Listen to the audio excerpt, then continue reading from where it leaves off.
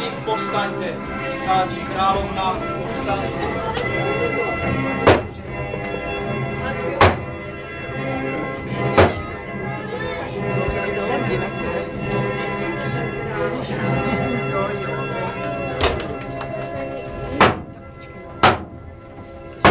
Můžete se posadit. Její veličenstvo, dovolte mi představit posádku naší lodi. Dobrý den, vítám vás všechny na palubě této královské lodi. Dobrý den. Dobrý den. Rovněž představuji pana kapitána. Dobrý den, pane kapitáne.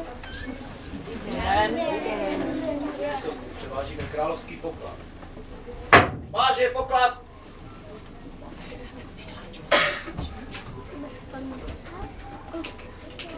Ale mě pak budou hledat. Královno, smím opustit loď. Můžete opustit loď.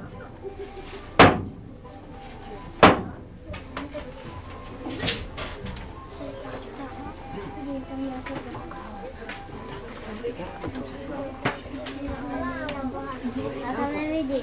Co dělá? Výsostně předávám všech královského pokladu. Převážíte královský luk a královské rukáv. Na řece Moravy se mohou vyskytnout piráti moravští. Ti budou usilovat o poklad. Já věřím, že poklad ochráníte, spravedlivě rozdělíte a šťastně se vrátíte zpět. Výsostně rovněž předávám hodně. Veličenstvo, dovolte mi opustit. Můžete opustit loď, pane králi. Pane kapitáne, prosím, královskou vlajku na palubu.